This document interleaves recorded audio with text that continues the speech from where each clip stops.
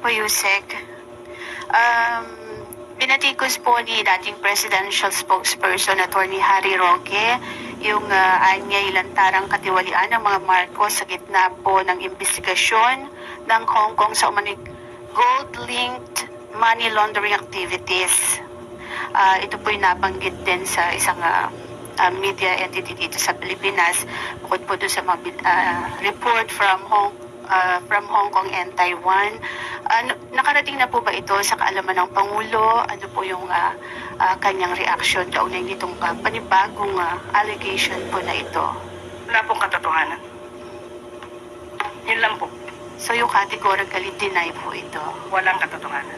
Sa mga putang ina ninyo.